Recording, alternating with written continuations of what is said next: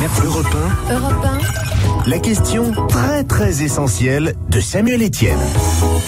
Alors ma question très essentielle de ce soir, elle peut sembler étrange. Je sais que nous sommes là sur une radio très cartésienne. L'info, c'est ce qui est vérifiable, mais ma question ce soir nous emmène un peu au-delà. Pouvons-nous parler aux morts? Les plus fidèles auditeurs d'Europe 1 s'en souviennent peut-être. Il y a un an, presque jour pour jour, nous avions reçu Patricia Daré. Patricia Daré, celle qu'entre moi, j'aime bien appeler la dame qui parle aux morts. C'est réducteur, mais il faut parfois bien résumer tant c'est compliqué. Alors ce fut un peu court, une demi-heure l'an passé pour échanger avec Patricia, la journaliste médium. Alors elle est de retour parmi nous pour partager un peu plus avec elle son étonnante expérience. Bonsoir Patricia, comment allez-vous? Bonsoir. Dites-moi si l'un des mots que j'utilise n'est pas le bon, n'hésitez pas à me corriger. Parfait. Cette étonnante expérience dont je viens de la résumer à l'extrême pour ceux qui ne vous connaissent pas. Un jour, on va rappeler les débuts. Vous, la journaliste de Radio France, vous, la cartésienne, vous vous êtes rendu compte que les morts, les défunts pouvaient vous parler et que vous pouviez leur répondre. Oui, c'est ce qui s'est passé. Qui n'a pas été très confortable et qui continue de ne pas être toujours confortable. C'est pas, on s'habitue pas à ces choses-là. On a beau dire, c'est pas naturel. C'est quelque chose qui n'est pas naturel. Quelque chose qu'on doit travailler constamment et qu'on doit surtout accepter constamment. D'autant que vous n'êtes pas entouré de personnes qui partagent la même capacité. Donc vous pouvez pas échanger avec beaucoup de monde. Non. Et puis vous savez, quand il m'arrive des choses, vous voyez, il y a 5 minutes, il y a pas 5 minutes que j'étais là, mais il y a une demi-heure à Paris, j'étais à la terrasse d'un café. Je vous assure que en prenant mon café, eh bien, j'ai été entourée par des défunts. C'est-à-dire des défunts qui étaient là pour d'autres gens qui étaient à cette terrasse. Et qui, évidemment, alors ça paraît idiot de dire ça, on a l'impression d'être dans une série américaine, mais c'est vrai. Et à ce moment-là, on est en contact d'un autre temps, avec des personnages qui n'ont rien à voir avec cette réalité, alors que vous êtes en train de prendre votre café, de vous détendre, et on sent ces personnages d'un autre temps, d'une autre réalité, chercher qui peut les capter, qui peut les entendre. Et là, je me suis sentie effectivement, je me suis recroquevillée pour ne pas rentrer en contact, et je me suis sentie pas très bien parce qu'effectivement, j'ai pressé le pas, je suis venue plus vite, voilà. Et c'est tout le temps comme ça. Donc c'est pas très facile à vivre non plus. Même. C'est même épuisant. Ça peut être épuisant. En tout cas, ça nous demande constamment un effort d'acceptation permanent. Avant d'aller plus loin, un mot vers ceux qui nous écoutent, qui se disent mais c'est quoi cette histoire? Voilà qu'on parle aux morts sur Europe 1. À cela, je voudrais dire que moi je comprends, j'encourage le scepticisme, c'est la position intellectuelle la plus saine qui soit. Voilà, mais parfois il y a des choses qu'on comprend pas, qui s'expliquent pas, qui nous troublent, qui nous touchent, qui nous font douter. Je rappellerai par exemple cette scène qui s'est passée l'an dernier dans un studio ici, quand Patricia Daré a annoncé à Lise Pressac, d'ailleurs rebonjour Lise, ici présente, Samuel, que quelqu'un était à ses côtés, vous aviez échangé, toutes deux, je m'en rappelle.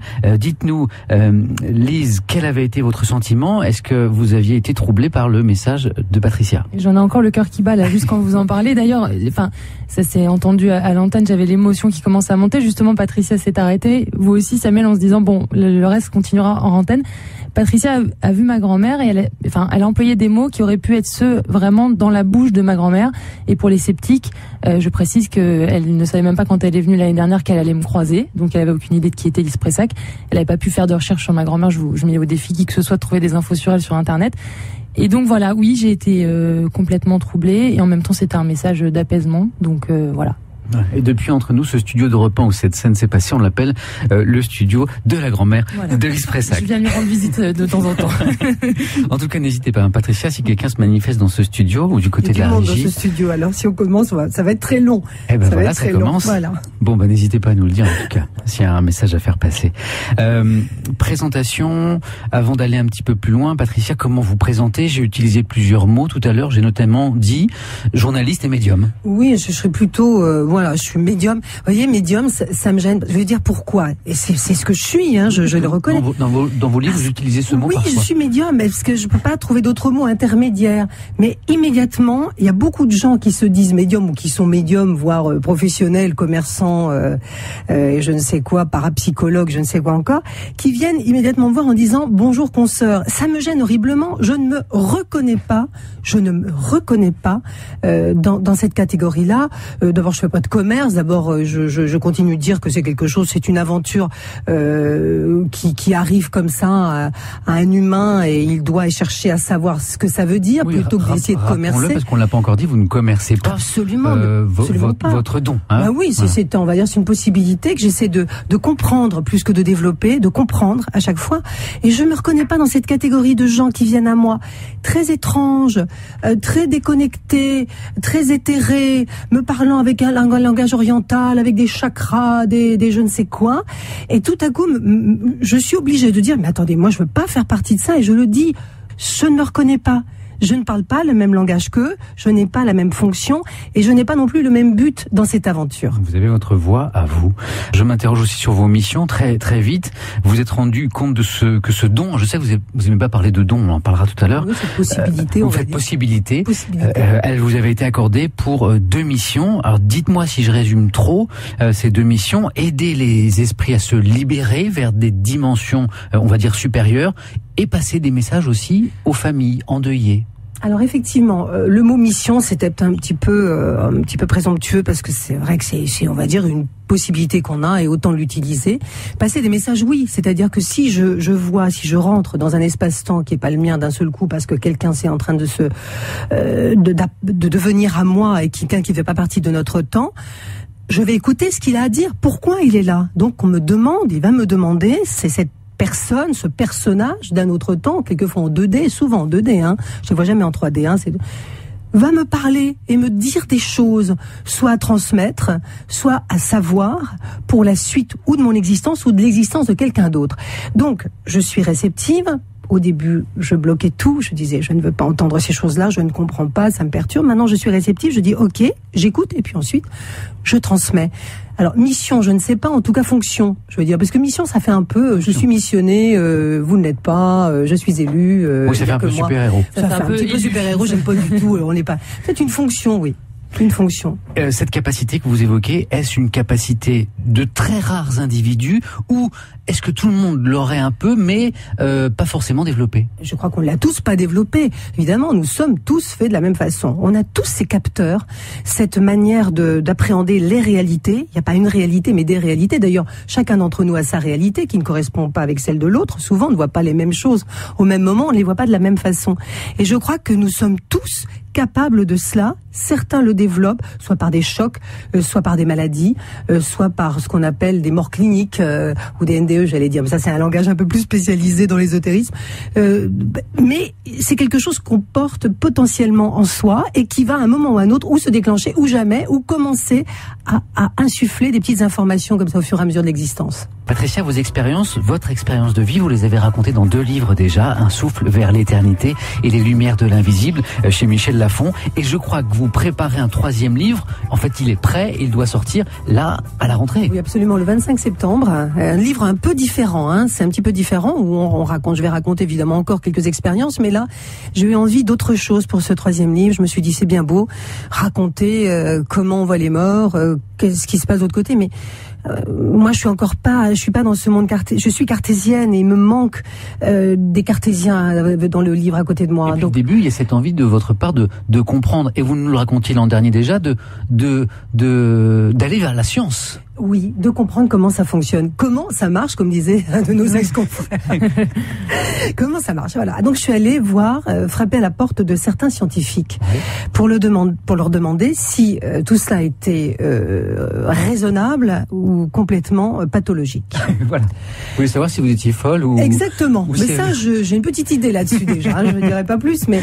Et en fait, c'est très complexe. Les réponses sont très complexes. Vous n'avez pas une réponse pas une réponse. Enfin, vous allez voir dans le livre, c'est très intéressant parce que on avance beaucoup avec la physique quantique. Donc, j'ai rencontré un physicien qui s'occupe de physique quantique, qui travaille pour la NASA. Et qui a confronté. Alors, et c'est très étrange parce qu'il m'est arrivé, je n'étais pas du tout prévu. Je le rencontre et il m'arrive évidemment d'avoir une expérience paranormale au même moment où je le rencontre. C'est-à-dire pour lui, c'était pas du tout prévu. Donc un proche de cette personne? Pas du tout, un scientifique décédé il y a pas mal d'années que je ne connaissais pas d'ailleurs et qui lui transmet une équation. Alors évidemment, pour, si vous voulez, lui, ça a déjà changé pas mal sa vision des choses et ça l'a fait beaucoup réfléchir. Ouais. Voilà. Alors est-ce que c'était fait exprès ou pas, je ne sais pas. Mais en tout cas, ça a été une rencontre assez forte, assez riche, qui a un petit peu transformé aussi sa vision. La physique quantique nous fait beaucoup avancer en ce moment. Mais le problème, c'est qu'on parle beaucoup de physique quantique, beaucoup de livres sortent, beaucoup de livres de vulgarisation qui vont un peu dans tout et n'importe quoi. Ouais. C'est ça le problème. Dès qu'on vulgarise, ça devient quelquefois très vulgaire, dans tous les sens du terme. Donc là, je voulais quelque chose d'assez. Je voulais pas que quelqu'un dise comme moi, ni approuve tout ce que je disais. Je voulais que quelqu'un me dise ce qu'il en pensait avec sa science et avec ses capacités de compréhension. Alors, sans révéler tout ce qu'il y a dans le livre, qu'est-ce que, au final, dit ce physicien de votre capacité? Alors, il explique, lui, que, effectivement, on va dire que c'est possible. Voilà, c'est possible, parce que ma question était tout simplement de savoir, est-ce qu'on peut communiquer avec un défunt qui est mort il y a tant d'années, oui, aujourd'hui, dans la même réalité en fait dans laquelle je me trouve, à cheval sur 2 dimensions. Eh bien, il a fait une démonstration qui prouve que la physique aujourd'hui, la physique quantique, nous amène à cette réponse que c'est possible.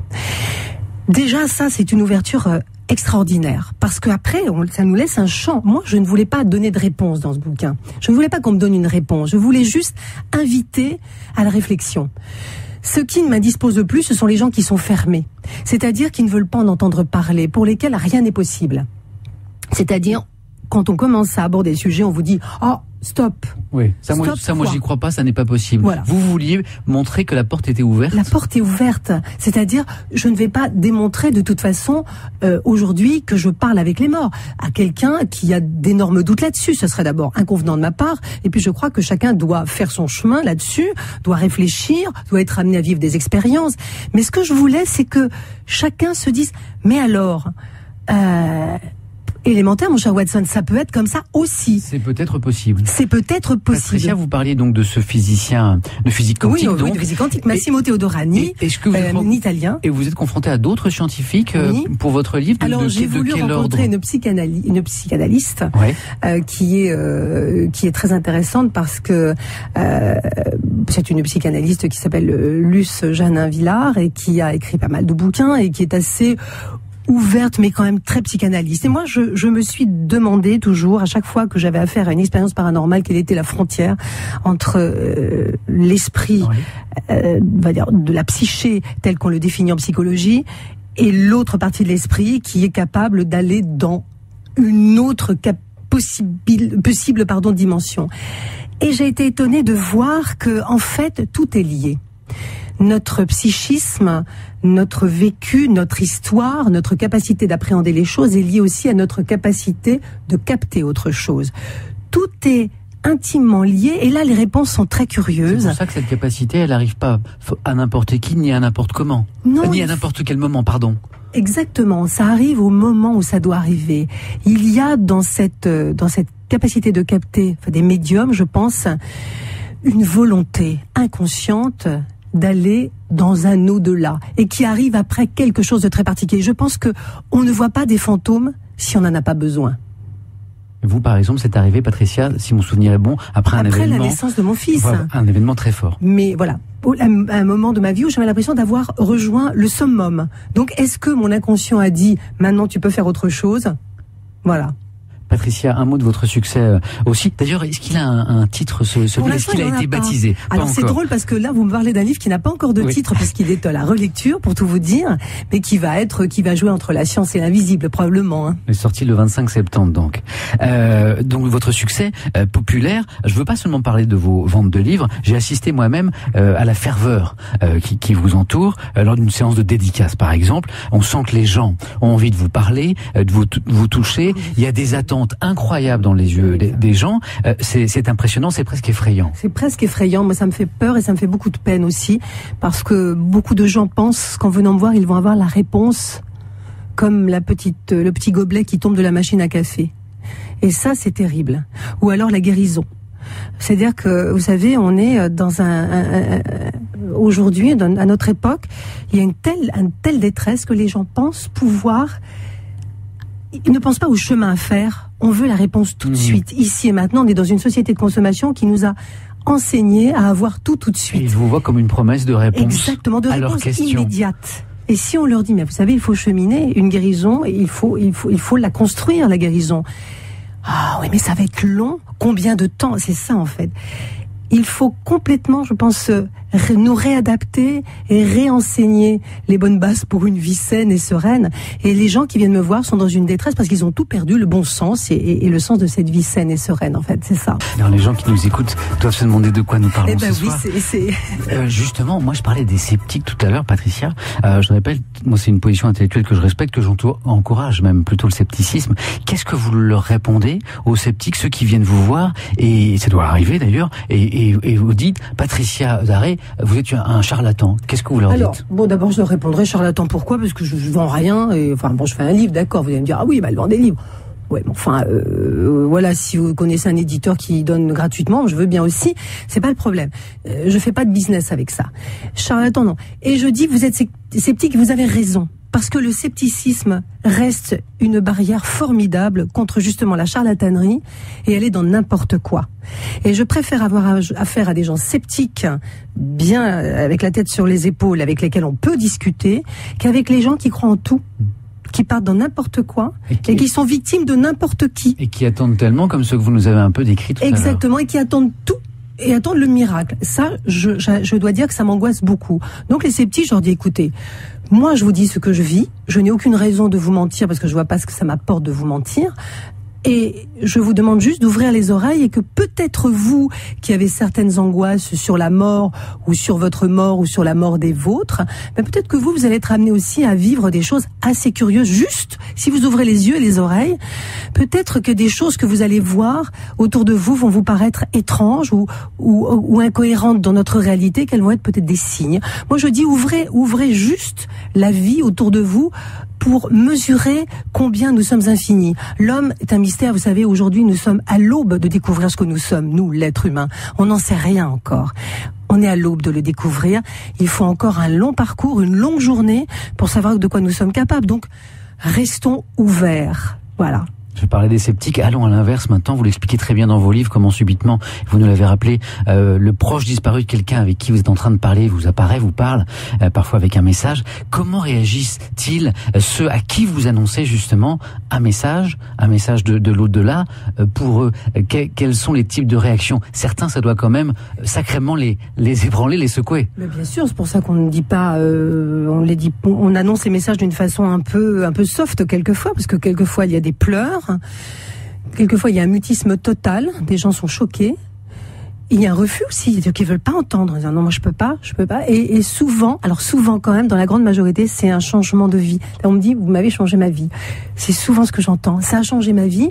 Maintenant, je sais qu'il est là, je sais qu'elle est là, donc ça change tout. Je sais que le jour où je vais mourir, je vais retrouver des gens, que la mort n'existe pas et que tout est ouvert, tout est possible. Et quand on parle, je ne parle pas d'au-delà en tant que médium, que spirit, je ne parle pas d'au-delà en tant que religieux, je suis laïque et je n'ai pas de religion. Donc je parle juste d'une autre dimension, celle peut-être qu'étudient les physiciens en ce moment, les physiciens dans la physique quantique sont en train d'étudier les autres univers. Notre conscience part dans une autre dimension. Et là, nous nous retrouvons, nous, sous d'autres formes, sous une forme énergétique. Je parle même pas de réincarnation, parce que je suis pas là-dedans du tout. Mais on se retrouve, on ne se quitte jamais. Et du coup, ça vous arrive de ne pas délivrer un message quand vous sentez que la personne quand je sens que les gens sont pas, que je peux choquer, à le recevoir. Oui. Ou pas, j'attends un peu. Quand je sens que ça peut provoquer un véritable traumatisme, je ne le fais pas. Ça dépend de la sensibilité des gens et de leur capacité à encaisser. C'est pas toujours facile d'encaisser ce genre de choses. Patricia, j'ai recueilli le témoignage de personnes que vous avez rencontrées et qui sont senties après cette rencontre extrêmement apaisées. Mais du coup, moi j'essaye d'imaginer votre quotidien. Vous devez être harcelé de demandes. Oui. Comment vous faites pour gérer? Je ne sais pas comment je fais. Je ne fais plus. Je n'y arrive pas. Je ne dirais pas. Je suis harcelée de demandes. J'ai des gens à ma porte tout le temps. Je rentre le soir, il y a des gens qui attendent. Ça doit être un enfer, enfin, j'essaie de me mettre à votre place. Enfer, quelquefois je suis fatiguée, oui, je suis très fatiguée, c'est vrai, mais j'ai beaucoup de mails, j'ai beaucoup de coups de fil, il y a des gens qui viennent à ma porte tout le temps parce qu'ils sont dans un désarroi total et je ne peux pas fermer ma porte aux gens qui sont dans un désarroi total, donc ma vie est très remplie tout le temps. Et c'est vrai que les mails, par exemple, les demandes, je réponds plus parce que je peux pas, quand on a dépassé les 20 000 mails de demandes au secours, de cris au secours et de demandes d'aide, on peut pas. Et jamais vous en avez marre de cette capacité? Jamais vous vous dites, je préférais ma vie d'avant, j'aimerais bien. J'en ai marre, oui. Des fois, je hurle et je leur dis à ceux qui sont de l'autre côté, et je leur dis, j'en ai marre, fichez-moi la paix. Laissez-moi tranquille. Laissez-moi regarder ma série en mangeant mon chocolat, et fichez-moi la paix. Et souvent, oui, j'ai besoin, et c'est pour ça que je suis quelqu'un de rationnel et de cartésien, et que j'ai besoin de me ressourcer en étant terriblement terrienne. Moi, je suis pas du tout dans une philosophie végétarienne, méditation, etc. Pas du tout. Je suis extrêmement terrienne et extrêmement normale et, j'allais dire, extrêmement banale. Extrêmement banal, ce sera le mot de la fin, même si je ne suis pas d'accord. Un grand merci, Patricia Darré, de nous avoir rejoint ce soir pour ce deuxième épisode, donc de Patricia Darré sur Europe 1. Et voilà, alors peut-être à l'année prochaine. Et je rappelle que votre prochain ouvrage, qui n'a donc pas encore de titre, sort le 25 septembre prochain. Ce sera votre 3e livre. Le Club de l'été. 20h, 21h30. Samuel Etienne.